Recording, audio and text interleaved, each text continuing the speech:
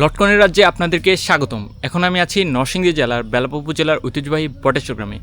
আর এই বটেশ্বর গ্রামের লটকন বাগানগুলো আমি আপনাদেরকে আজকে ঘুরিয়ে দেখাবো। সো চলুন ভিডিওটি শুরু করা যাক।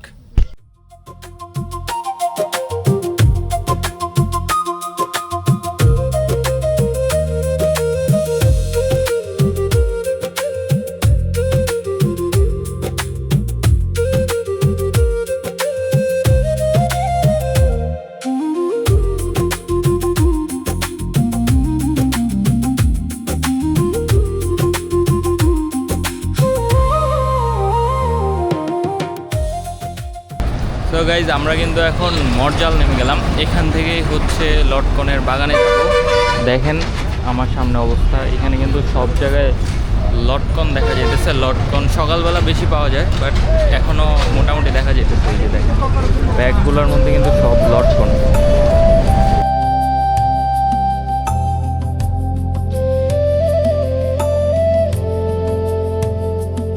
আপনারা যারা লটকন বাগানে ঘুরতে যাবেন তারা যে কোনো প্রান্ত থেকে নরসিংদীর মরজাল চলে আসবেন।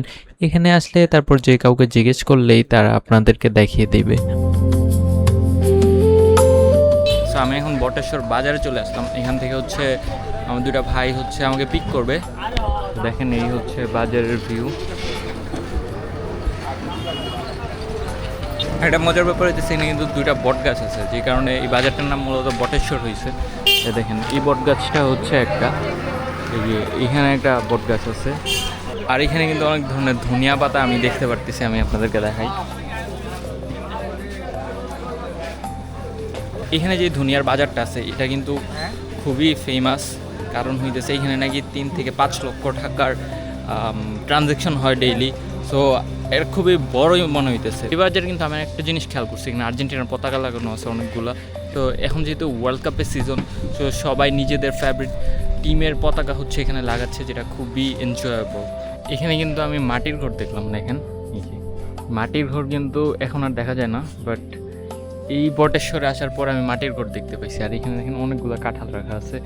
সো এই মাটির ঘরটা আসলে আমাকে অনেক নস্টালজিক ফিল করাইতেছে, কারণ এই জিনিসগুলো কিন্তু এখন আর গ্রামে দেখা যায় না। আগে অনেক দেখা যেত, বাট এই সময়ে এসে মাটির ঘর একদম রেয়ারলি দেখা যায়। সো আসলেই খুবই সুন্দর এই জায়গাটা। এই জায়গাটা দেখেন, জাস্ট এটার এনভায়রনমেন্টটা দেখেন কত সুন্দর লাগতেছে।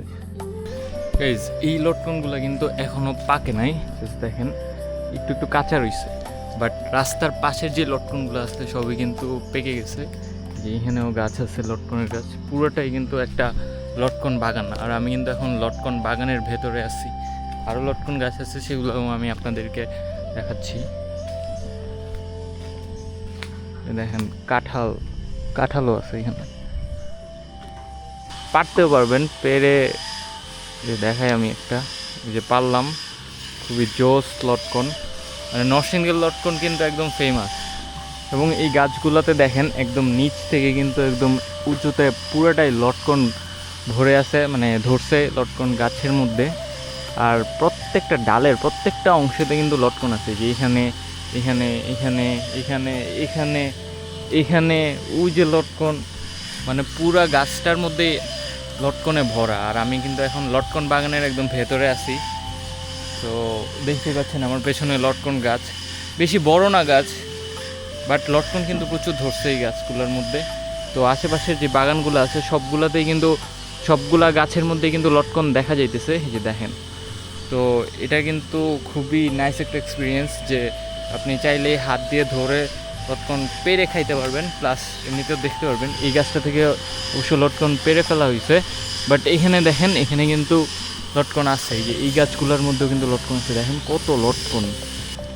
গাইজ, এখানে দেখেন আমার পেছনের গাছটাতে কত ফল, মানে অনেক বেশি পরিমাণে। যদি এইগুলা এখনো ওই লেভেলের পাকে নাই, একটু পরে পাকবে। হ্যাঁ। তো আর উপরে আরেকটা জিনিস দেখছি, আমি আপনাদেরকে দেখাই। দেখেন, ওইটা হচ্ছে মূলত ইঁদুরের কল। কারণ ইঁদুর হচ্ছে প্রচুর ফল নষ্ট করে, সেজন্য ইঁদুরের কল পাতা হয়েছে যেন কি ফল নষ্ট না করতে পারে।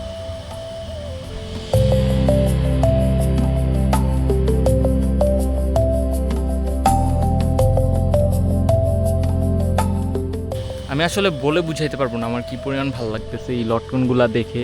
এখানে প্রত্যেকটা লটকন গাছের মধ্যে হিউজ লেভেলের লটকন আছে। মানে আমি জাস্ট স্পিচলেস যে এত লটকন আমি দেখছি, অবশ্য আগেও দেখছি, বাট আপনাদেরকে আমি দেখাইতে পারতেছি, আমার কাছে খুবই ভালো লাগতেছে। দেখেন ওই যে সবগুলো গাছের মধ্যে অ্যাটলিস্ট লটকন কিছু না কিছু হলেও আছে, ঠিক আছে। এই যে সামনের দিকে দেখেন, এই যে একদম গাছের সারিগুলা যেগুলো আছে সবগুলাতে লটকন আছে। এই যে দেখেন, আমি আপনাদেরকে দেখাইতেছি, এখানে লটকন আছে, এই গাছটাতে লটকন, প্লাস এই যে সামনের সবগুলো গাছের মধ্যে কিন্তু লটকন আছে। আর আমি কিন্তু একদম লটকন বাগানের মাঝখান দিয়ে হাঁটতেছি, আর এইটা খুবই সুন্দর একটা ফিলিং দিতেছে আমাকে। প্রত্যেকটা গাছের মধ্যে হিউজ লেভেলের লটকন ধরছে, যা দেখতেও খুব সুন্দর এবং খেতেও কিন্তু খুব মজা। চলুন আমরা সামনের দিকে যাই, সামনের দিকে মনে হয় আরও গাছ আছে, ওগুলোও আপনাদেরকে দেখাই। আরেকটা বিষয় না বললেই না, এই জায়গাটা কিন্তু খুবই সুন্দর, মানে লটকন গাছ তো আছে, প্লাস এই এনভায়রনমেন্টটাও কিন্তু খুব সুন্দর। নরসিংদীর এই জায়গাটা কিন্তু মানে লটকনের জন্য বলতে পারেন একটা স্বর্গরাজ্য। আমার সামনে দেখেন আপনি, সবগুলো গাছে কিন্তু লটকন ছিল। তো ওই যে দেখেন ওই দিকেও সবগুলো গাছে লটকন আছে, এই দিকেও আছে। জাস্ট গাছগুলো আপনারা দেখেন, সব কিছু কিন্তু একদম লটকনে ভরে আছে, ঠিক আছে। আপনি এখানে আসলে বিশ্বাসই করতে পারবেন না, এত লটকন গাছগুলোর মধ্যে, মানে মনে হবে যে আপনি লটকনের একটা রাজ্যে চলে আসছেন। দেখেন এই যে এইটা একটা লটকন গাছ, ওই যে ওইখানে লটকন গাছ, এইখানে লটকন গাছ, পুরাটাই কিন্তু একটা লটকনের বাগান। আমি কিন্তু লটকনের বাগানের মাঝখানে আছি। সো এখানে আরও গাছ আছে, এই যে এখানে লটকন গাছ, এখানে লটকন গাছ, পাশে আবার কাঁঠাল গাছ, পুরাটাই হইতেছে একটা বলতে পারেন লটকনের রাজ্য। তো এই জায়গাটা খুবই সুন্দর।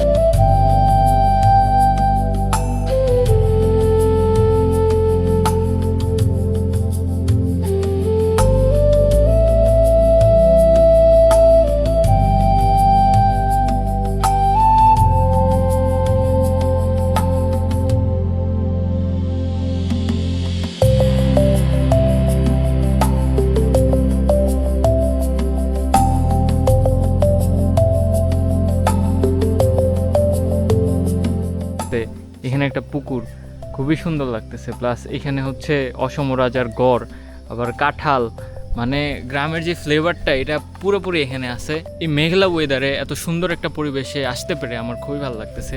ওই যে ওখানে হচ্ছে লটকন বাগান, এখানে এই জায়গাটা যে উঁচু জায়গাটা আছে এটা হচ্ছে মূলত একটা ঐতিহ্যবাহী জায়গা, কারণ এখানেই যে রাজা ছিল অসম রাজা, ওনার হচ্ছে গড় ছিল, মানে হচ্ছে উনি মাটি ফেলাইছিল যেন শত্রুরা এসে ওনাকে অ্যাটাক করতে না পারে ওনার রাজ্যের মধ্যে। প্লাস এখানে কিন্তু একটা পুকুর আছে, এদিক দিয়ে রাস্তা আছে।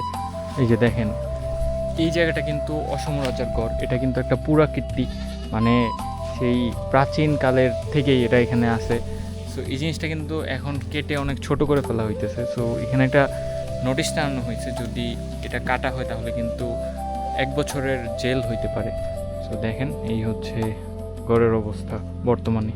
সো আজকে এই পর্যন্তই, নেক্সট ডে অন্য কোনো জায়গায় আপনাদেরকে নিয়ে যাব। সো এখান থেকে আমি আল্লাহ হাফেজ।